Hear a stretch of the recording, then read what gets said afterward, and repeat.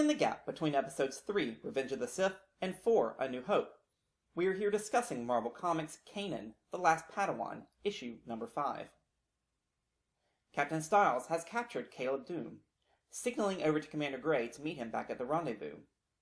They finally got what they were after, and released both Casimir and Cleve. Captain Styles left Caleb alive, thinking that Gray would want the pleasure of seeing him killed. Gray was appalled at this notion, and just wants Caleb taken care of as quickly as possible, so they can fulfill their mission and move on. Caleb pleaded for them to remember their friendship with the Jedi, trying hard to reverse the effects of Order 66. However, it was not his pleading that saved him, but the unexpected arrival of Casimir and Cleve, who came in blazing on their ships, both firing on the Imperials. Caleb freed himself from his bonds, and used his Jedi powers one last time to push the troopers away from him.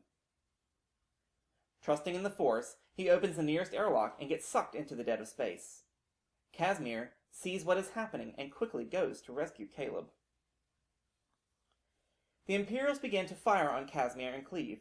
Their ship is both faster and stronger than the two small craft flown by Caleb's saviors. The next few moments of the battle are chaotic. Casimir and Cleve begin to make a run for it. The Imperials are on a course to pursue, and Commander Gray starts to really consider what Caleb said earlier.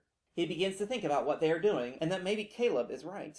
Maybe he is their friend, and they should not be hunting down the Jedi, but looking towards the Emperor as the root of the evil. Caleb makes the decision that Casimir and Cleve should reposition their ships as if they were going to counterattack, hopefully putting them in a position to escape the fight. Commander Gray, on the other hand, takes matters into his own hands and blasts the Imperials' shield controls, causing the shields to fail. When Casimir and Cleve open fire on what they thought would be a futile attempt at distracting them, they manage to destroy the Imperial ships. Commander Gray and Captain Styles were gone. The trio made their way back to Kaller, where Caleb decided to part ways with Casimir. His reasons are unclear, but we are led to believe it is to keep Casimir safe, as Caleb is still a Jedi who, in the minds of the Empire, needs to be eliminated. Caleb only asks for the second ship, and takes with him only his dismantled lightsaber and his master's holocron. As he leaves the planet, he declares that Caleb Dume died with Depa Billaba. Caleb lands on Moraga. He is welcomed by Morphizo, and Caleb introduces himself as Kanan Jarrus. This concludes an arc that started in issue 1.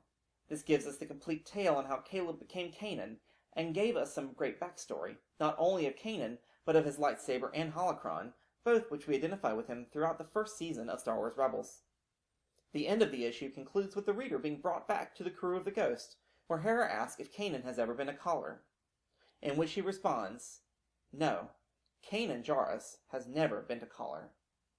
Ever." Thank you for watching.